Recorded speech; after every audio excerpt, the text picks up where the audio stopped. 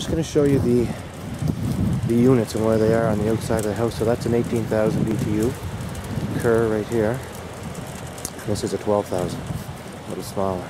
And as you can see, based on the location, there's no snow underneath the step there. And these units are quite protected in this particular spot on the side of the house. So the installer that put these units on the house obviously knew what he was doing. As you can see, there's a fair bit of snow around, and there's none affecting location. Before I get going at this next video, I just want to be clear, I do not have a refrigeration or electrical background. These are simply my observations that I've noted in the past year since we've had our 2 units installed. Today I'm going to talk about my Kerr heat pumps. So this is the bigger unit, the 18,000 unit. It's upstairs. It's kind of in my living room, dining room area. I'll give you a quick little tour, very quick tour here. So you can see open concept, right? Living room, or I'm sorry, living room to dining room. And doorway here leads to the front door, which would be this way. And the hallway leads to 3 bedrooms and a bathroom. And the idea behind putting the heat pump where we did, or the unit on the wall where we did, was to allow the heat from the heat pump to not only do the room, but to also manage to get up the hallway there as well. So just about the remote control, we'll talk about that in just 1 minute. This thermostat here is the thermostat that was controlling, you can still see the baseboard heating there, and we still have that up and running, but we certainly don't need it in here. But you can see it's off. I think you can see that. And but it will still read the temperature of the room, so you can see it's 23, which is what you saw the heat pump was set at, so it's pretty accurate. Heat pump works pretty good. Now this, I have this on the wall. It's 5 feet up from the floor, and I find it reads really well here. You might want to play with where you're going to put this. You might even just put it on your coffee table. I wouldn't suggest, like I use, this is again personal preference, I use this follow me mode. It's right there. I like that. And what that allows you to do is, the remote is the actual temperature at its location. So, you know, if I'm on follow me, then the temperature right here is 23. Then that tells me that the temperature in this particular area is going to be 23 degrees. And I like that. You wouldn't, if you were going to use the follow me mode, you wouldn't want to have it too close to the wall unit, and you wouldn't want to have it too close to the floor, because you'd be getting some false readings. So I like to have it somewhere near here, and for me this tells me it's quite accurate, because my other thermostat is also showing 23. So I use this on follow me. Now if it's not on follow me mode, then what that 23 is simply showing you the temperature that you have your unit set at. So, you know, if it was set at 22, if I was to put this to 22, then you can see that changing, and that will change to 22. I usually have it on 23, so I'm going to put it back.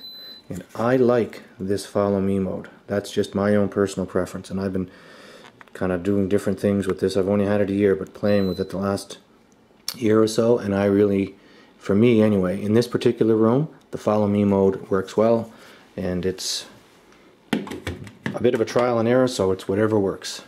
You heard the beeping sound. That's a good thing. That means the remote control and the unit are communicating with each other, so every time you press a button it should beep. Fan speeds, you can see the fan button here. I'll just talk about the remote control.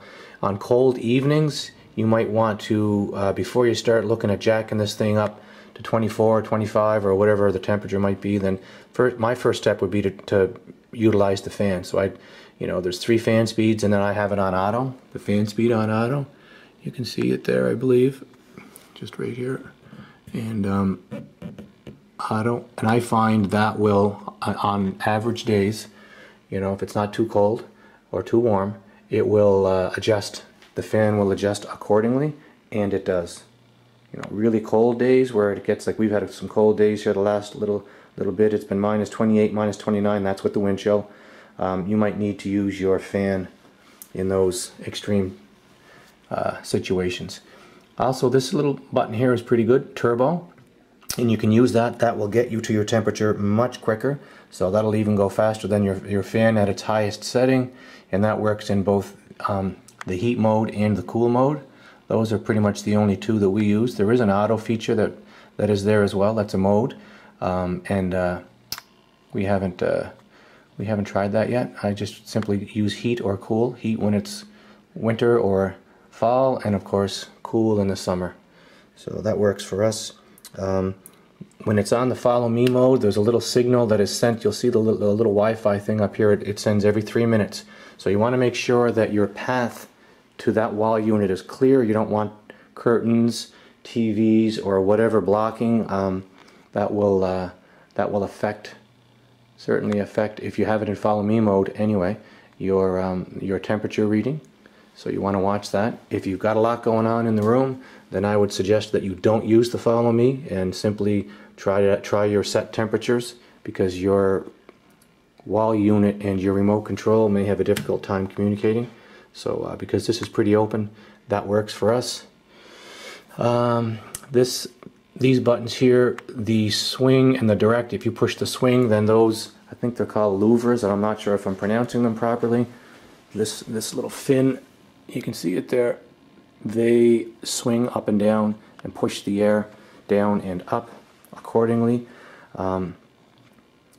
I keep it on direct, and each time you push direct, the angles move slightly. According to the manual, it's 6 degrees, but anyway, you can try that yourself.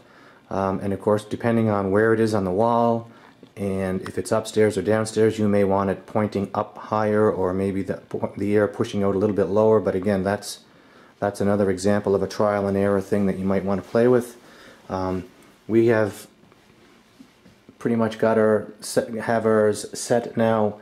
Now this is in kind of a scale back mode now. When it reaches the set temperature, they will go up a little higher. The fan, or the louvers, will go up a little higher, and the fan scales back. It's a little quieter, and that's because if you look over here, it's reached its set temperature, so it's kind of scaling back a little bit now. And if it cools off, you'll hear the fan pick back up. Those louvers will open and come down a little bit, and they'll remain that way until the temperature is attained.